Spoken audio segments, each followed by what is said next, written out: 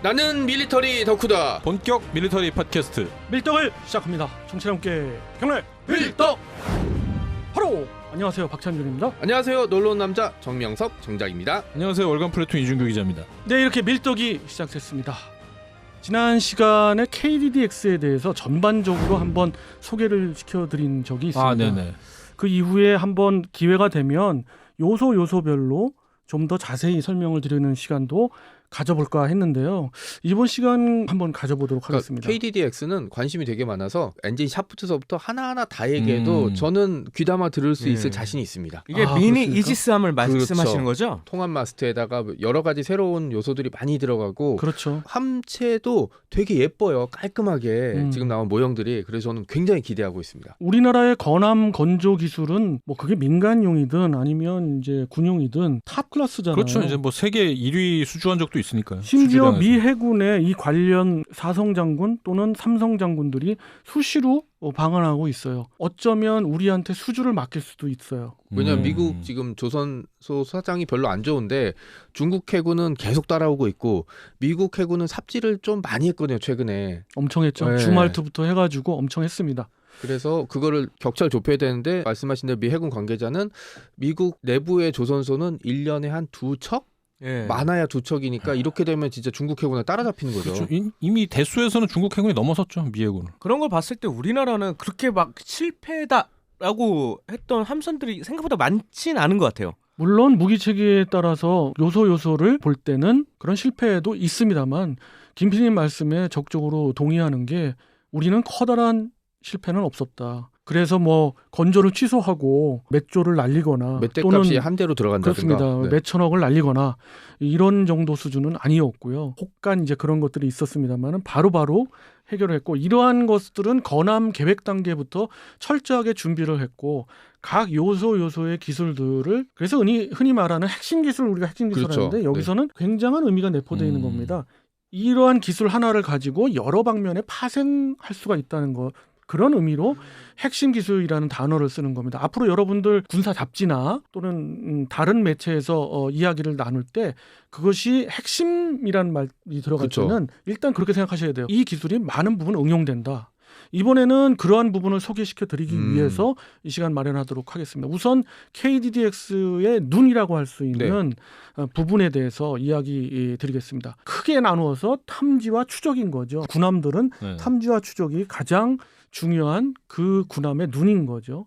KDDX는 굉장히 특이해서 통합 마스트를 구현하려고 합니다. 이 통합 마스트 알고 계신 건 어떤 걸까요? 그러니까 함수 위에 그러니까 탑처럼 올려서 거기에 모든 탐지 체계와 레이더 체계를 집어넣는다 한꺼번에 라는 걸 하고 모형 보면 이렇게 위에 이렇게 불쑥 튀어나오는 게 좀 보였었거든요. 왜 네. 굳이 그걸 집어넣을까요? 한 군데 모아놓으면은 아무래도 시너지 효과를 좀 낼 수도 있거나 아니면 좀 높은 데 올려놔야 되잖아요. 근데 따로따로 있으면은 뭐 간섭 효과라든지 그런 문제가 있으니까 한꺼번에 모아놔서 제일 높은 데 올리는 게 여러 가지 유리하지 않을까라는 아마추어의 추측이었습니다. 예, 그것도 네, 맞는 네. 말씀입니다만 이 통합 마스트를 구현하는 건 그것보다는 통합 마스트가 아닌 일반 마스트에 당연히 그런 거 올립니다. 레이더는 제일 높은 곳에 올려야 그렇죠. 되고 탐지 레이더는 네. 추적 레이더도 무기 체계를 계속 그 연동시켜서 추적시키려면은 레이더를 달아야 되잖아요. 근데 이것들이 모두 다 각각 있었단 말이에요. 왜 그랬냐면은 그럴 수밖에 없었고 그럴 기술이 없었던 거죠. 그러므로 인해서 현대전에서 불리한 점은 바로 추적이 잘 된다. 상대방한테. 스텔스가 아니다. 피탐성, 네. 피탐성 그게 중요해요. 그렇죠. 네. 그 적의 장거리 레이더에 우리의 전투함이 탐지될 확률이 그만큼 큰 거죠. 왜? 그만큼 RCS가 높아지니까. 볼록볼록 튀어나온 건 항상 레이더에 잘 걸리거든요. 그렇습니다. 네. 그렇다고 스텔스형으로 가자니 말이 쉽지. 여러 가지 밴드들 주파수 대역을 하나로 합쳐서 그걸 구현해낸다? 정말 어려운 그건 또 기술이에요. 기술이 총 집약돼야 되는 분야고 하니까 말로만 간단하지 실현은 쉽지 않은 분야죠. 예를 들면 어떤 식으로 어려운 거예요? 주파수 간섭이 일단 가장 큰 문제입니다. S밴드와 X밴드 그리고 UHF랄까 또 뭐 여러 가지 군용 밴드들이 있죠. L 밴드도 있고 우리가 흔히 얘기하는 C 밴드들도 있고 이러한 밴드들은 주파수 파동이나 그 주파수 거리가 다 다른데 전파 간섭 일어날 수 있죠. 이거 한 대 모아두면. 그렇습니다. 이게 한 대 모아졌을 때의 전파 간섭 때문에 이도 아니고 저도 아니고 이걸 어떻게 해결할 거냐. 엄청난 기술이 들어가겠죠. 근데 하다못해 육군에 있을 때 무전기가 근처에 서로 있었을 때 이게 간섭하는 현상이 난 걸 본 적이 있거든요. 지직지직 소리 그런 나오죠. 거죠. 네, 그러니까 육군이 등에 메고 다니는 무전기조차 그런 문제가 생기면 더 복잡하고 크고 강력한 전파를 내는 레이더나 탐지 장치들은 서로 붙여놓으면 더 심한 간섭 현상이 일어날 수 있다 이거잖아요. 에이사 레이더에 이어서 정말 충격받은 것 중에 또 하나가 그 통합 마스트 기술이 우리가 해낸다는 거. 이거 정말 놀라웠어요. 몇 년 전 마덱스에서 모형이 나왔을 때 그쵸, 반신반의했거든요. 아 이거 과연 하나 시스템에서 해내는 건가 이랬는데 해내네요. 거기에 거의 실현 단계에 있고 이렇게 정말이지 그 우리는 일단 핵심 기술을 하나를 개발하면 그거에 대한 파생 기술에 대해서는 정말 빨리빨리 그것도 요소에 잘 육해공이 합쳐진 것도 아닌데 합동군도 아닌데 이런 민간의 그 방산업체들은 어쩜 그렇게 잘 이용하는지 저도 놀라울 따름이에요. 사실 미국 같아도 어떤 핵심 기술이 나오더라도 그것을 응용하는 거에 있어서는 여러 가지 알력과 내부전 예산 싸움 이런 것 때문에 지지부진하는 경우도 있고 실패하는 경우도 기업이 많이 개발하는 있거든요. 거다 보니까 서로 같은 미국 기업인데도 서로 협조를 안 하려고 하는 부분도 꽤 있고 그래서 그런 게 또 알력으로도 남기도 합니다. 네, 그래서 통합 마스트가 지금까지 알려진 걸 보면 잠시 얘기를 드리면 맨 위에 통신 장비들이 있습니다. 위성 통신 장비들이 있고 거기 그 밑으로 S밴드와 X밴드 중에 X밴드가 있습니다. 네. 왜 X밴드와 S밴드인지는 제가 뭐 나중에 말씀을 드릴게요. 위에 이제 X밴드가 있고 네. 그 다음에 피아식별 IFF 장비가 있고요. 그 바로 밑에 IRST 장비가 네. 있습니다. 적외선 탐지 장비죠. 장치. 예, 보조적인 장비지만 반드시 필요해요. 현대 군용에서는 그것도 함께 들어가 있습니다. 그 바로 밑에 가장 큰 면적을 차지하는 우리가 흔히 이지스 전투함에서 앞에 그 커다란 그런 레이더가 사각으로 있잖아요. 육각형. 예, 육각형으로 돼 있는 바로 그거죠. 예, 그 S밴드 레이더가 에이사 레이더가 사각으로 맨 나중 화면에 있습니다. 이런 모든 게 통합되어 있는 통합 마스트 깔끔하게 나왔고요. 이게 이제 마스트에 장착된다면 상당한 스텔스 효과가 있는 거죠. 그렇죠. 이게 모형으로 봤을 때는 그냥 밋밋하거든요. 튀어나온 거 없고 그 마스트에 이제 레이더라는 탐지 장치가 달려 있으면은 옆으로 돈다든지 동그란 거라든지 그런 게 있어서 잘 보이고 말씀하신 탐지가 잘 될 것 같은데 그냥 주말트급처럼 밋밋하게 이렇게 나와버리면 모양새는 좀 애매하긴 하지만 뭐 모양새 가지고 전쟁하는 건 아니니까. 그렇죠. 고출력 전파가 나가지만 튀어나온 부분 없이 깔끔 그저치죠. 그러니까 유럽에서도 그런 통합 마스트 비슷하게 한 걸 보긴 했지만 거기는 그 마스트 밖으로 튀어나온 게 되게 많았거든요. 그러니까 영국에서 최초로 시도한 게 비슷한 게 있었는데 그 굉장히 이게 높아가지고 그렇죠. 좀 멋이 없었죠. 그렇습니다. 여러 개 얘기할 필요 없이 이제 눈이라고 하면은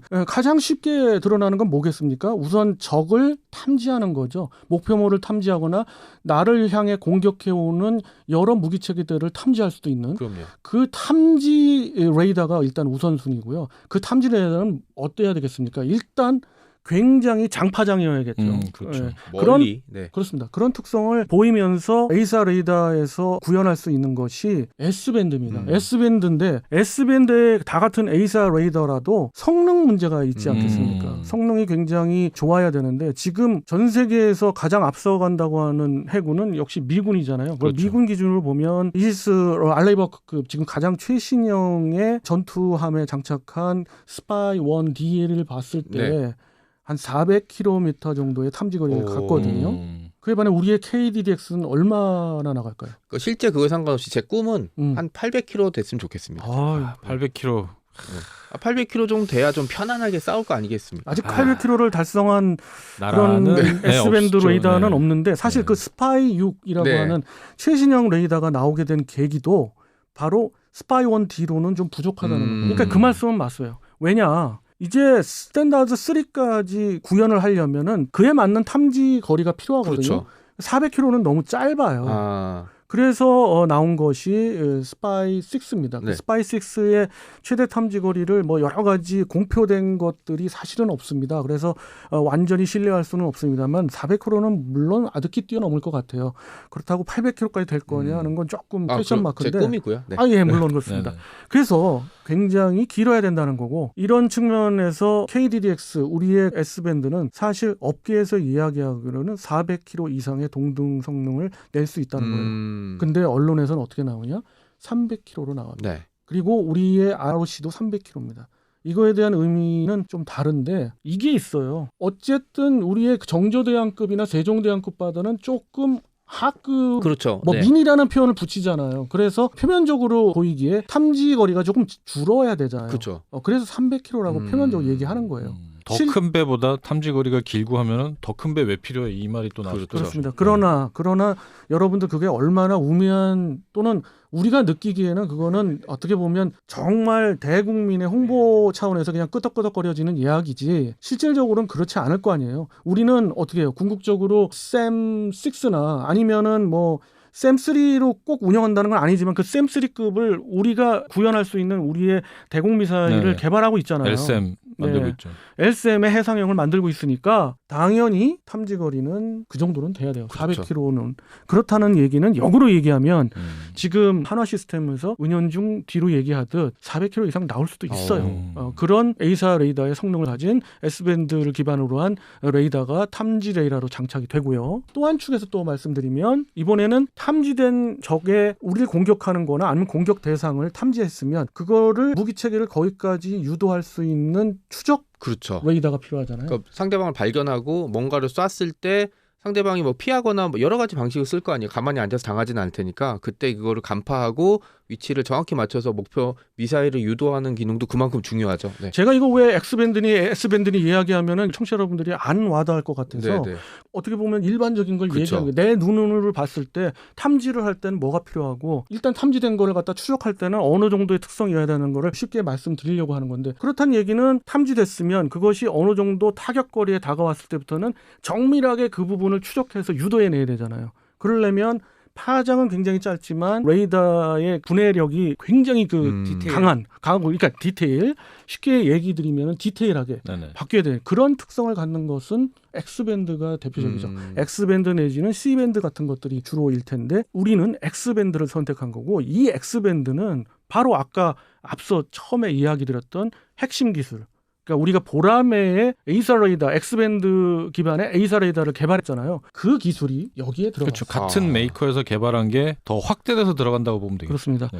모듈로 볼 때는 보라매에 들어가는 에이사 레이더는 1088개로 알려졌죠. 이것도 역시 뭐 보안이다 뭐다 해서 이야기들이 많았는데 우리가 이제는 내세울 건 내세우자고요. 뭐 그거에 대해서 또 굉장히 또 1급 비밀이기 이야기할 때문에. 필요는 없는 거고 그 각각의 출력들이 굉장히 또 지러갈륨 소자로 만든 거기 때문에 우리가 이제는 그걸 국산화했어요. 그 국산화한 업체도 너무 박수를 쳐드리고 싶고 관련된 기반을 두는 회로가 나옵니다. 그러면 각각의 기술이 들어가는 전력도 상당히 파워가 있습니다. 260와트 이상입니다. 이렇다는 얘기는 같은 지러갈륨 소자의 X밴드든 S밴드든 에이사 레이더라도 그 성능이라는 거는 굉장한 거예요. 그래서 앞서 한화 시스템이 자신하고 있는 거고요.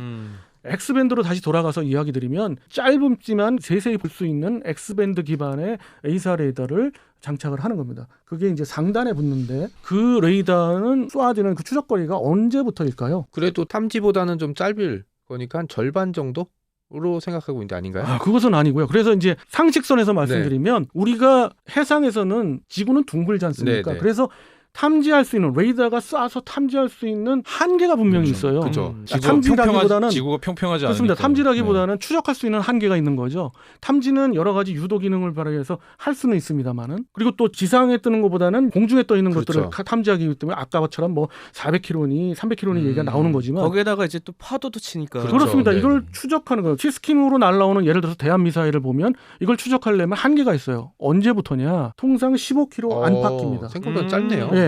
그때부터 사실은 탐지할 수가 있으면 그렇다는 얘기는 역으로 얘기하면 뭐예요? 그런 추적 레이더들은 대개 15km 이상은 돼야 된다는 거죠. 그러나 그것보다 너무 넘을 수는 없는 거예요. 그럴 필요도 없고요. 그리고 또. 그렇게 긴 거라봐야 그거는 S밴드급에서 할 수 있지 X밴드급에서 할 수 있는 건 아니잖아요. 파장이 짧기 때문에 그렇게 그렇습니다. 멀리 가지도 않죠. 멀리 있는 것보다 가까이 있는 거 맞추기 쉬운 것처럼. 그래서 그렇죠. 지금 그거구나. 이것도 하나 시스템에서는 부스를 열고 뭐 이런 행사를 할 때마다 여쭤보면 이제 말을 아끼십니다만은 많이 아끼던데요. 그렇죠. 일반적으로 맞아. 네. 이야기하기에는 20km 이상은 되는 것 같아요. 좀 안 안전하게 가는 거죠. 안전하게 예. 가야죠. 15km부터 사실 추적해도 되는데 20km 이상부터 추적할 수가 있다. 그러니까 정말 아슬아슬하게 보이지 않고 보이는 것부터도 계속 올 수가 있다지. 그 정보는 일단 탐지 레이더에서 받은 정보들을 기반으로 해서 추적 레이더에서 그걸 받아서 해서 추적해서 정확하게 해당 그 대응을 하는 거죠. 방어를 하든 아니면 공격을 하든. 그럼 KDDX는 지금 전력화가 언제부터 좀 진행될까요? 일단 정조대왕 전투함이 완전히 그 세척이 건조됨과 동시에 건조가 진행되는 걸로 알고 있습니다. 그래서 결과론적으로 이것도 역시나 2030년대 초반쯤부터 건조가 시작돼서 현재는 6척 건조 예정인데요. 만약에 이순신급 구축함에서 어떤 업그레이드에서 만족을 못한다 그러면 6척이 건조되는 기간이 길지 않습니까? 그 이후에 이순신급을 대체할 수 있는 추가 클래스가 이 KDDX가 기반이 된 것이 또 역시 발전형이 나오지 않을까 이런 정도 추정해 보고요.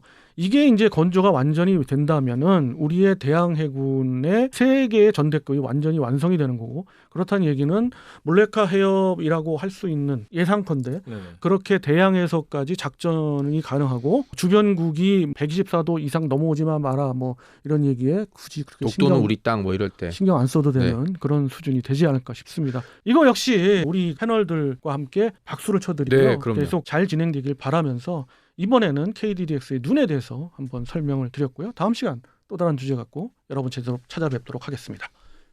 청취자 여러분께 경례 밀떡!